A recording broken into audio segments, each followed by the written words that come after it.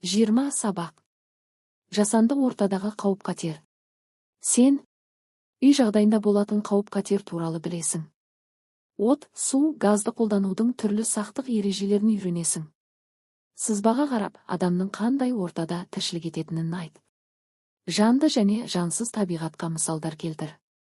Қалай ойлайсың, адамның жасанды тіршілік ортасына не жатады?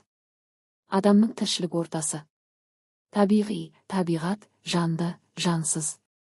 Жасанды, адам қолымен жасалған. Біз жасанды ортада өмір сүреміз. Бұл адам қолымен жасалған жасанды дүниелер. Адам баласының өз қажеті үшін жасаған дүниенің бәрі жасанды ортаға жатады.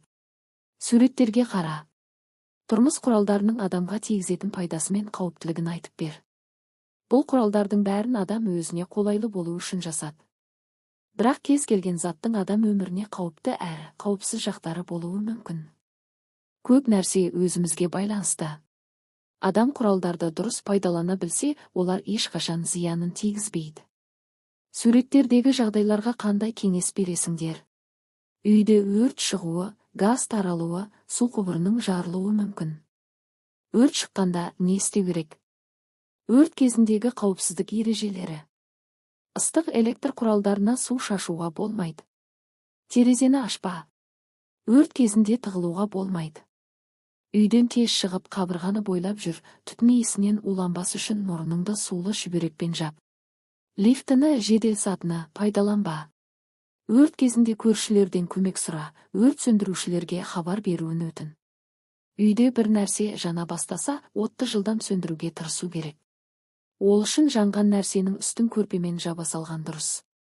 Ауа болмаса, от жылдам сөнеді. Мұрынды сулы орамал немесе сүлгімен жауып, сыртқа шық.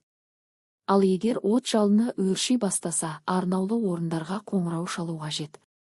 Өрт қаупі ұлғайса, 101 нөміріне қоңырау шалып, өрт сөндірушілерді шақыру қажет. Үйдегі адамдар жылдам сыртқа шығуы тиіс.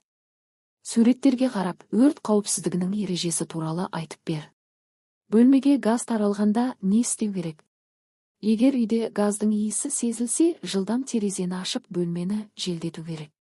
Содан кейін газ плитасының ашық жабықтығын тексеріп, құбырға бекітілген кранды ажырату қажет. Газдың иісі бар бөлмеде сіріңке жағуға, жарықты қосуға болмайды.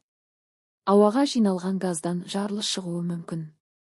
Газ иісі жойылмаса, дереу газ қызметіне немесе 104 нөміріне қоңырау шалуды ұмытпа. Суреттер мен мәтінді пайдаланып, газ таралғандағы іс-әрекет туралы әңгімеле. Суретші қандай ережені салуды ұмытып кеткен? Сен ол ережеге қатысты қандай сурет салар едің?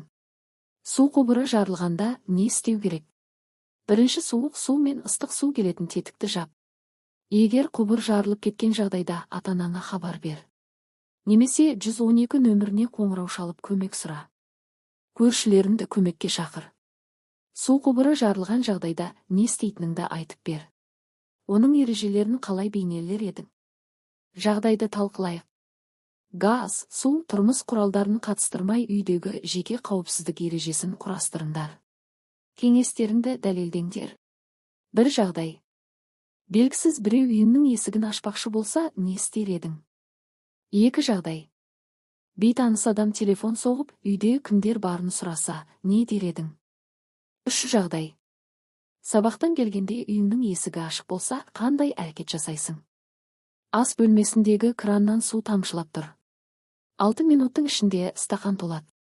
5 стақан су 1 литр су болса, 1 сағатта қанша су ағады? Ал тәулігіне қанша су ағуы мүмкін?